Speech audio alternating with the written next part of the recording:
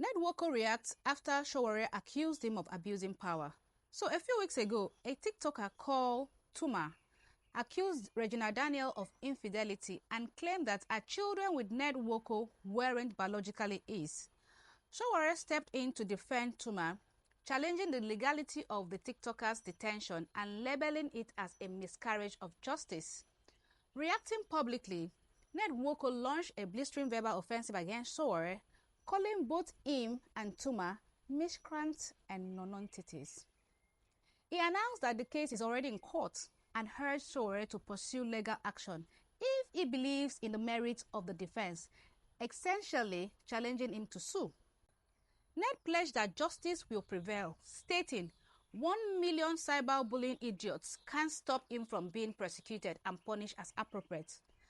Now, pause. This is not just gist. This is defamation with legal weight. Tuma was arrested and is currently facing court proceedings for cyberbullying and character assassination. Nwoko, like any other citizen, filed a petition and the Nigerian justice system acted on it. Whether you like the man or not, that's the due process of law. Sowore steps in, not to challenge the court, but to publicly attack Nwoko. He accused Ned of abuse of power and threatens legal fire. But here's the issue. The matter is in court already. The rule of law is functioning. Why not challenge the system legally instead of waging a media war? What is the end game? Public sympathy? Or another spotlight moment? Let's not forget, Sowore once stood for presidency.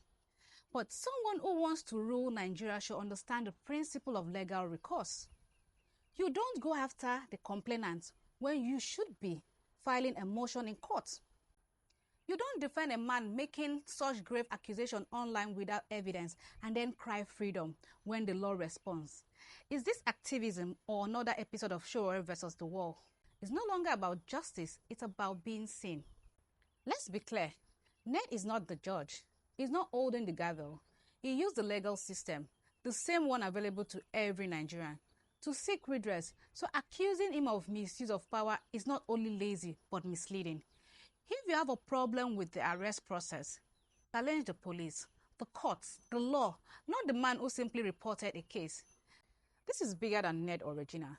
It's about the kind of leadership and logic we celebrate. How can someone who can't discern when to attack systems versus people ever dream of running a country? You can't say you're a freedom fighter and ignore due process. You can't fight for justice and then undermine justice just to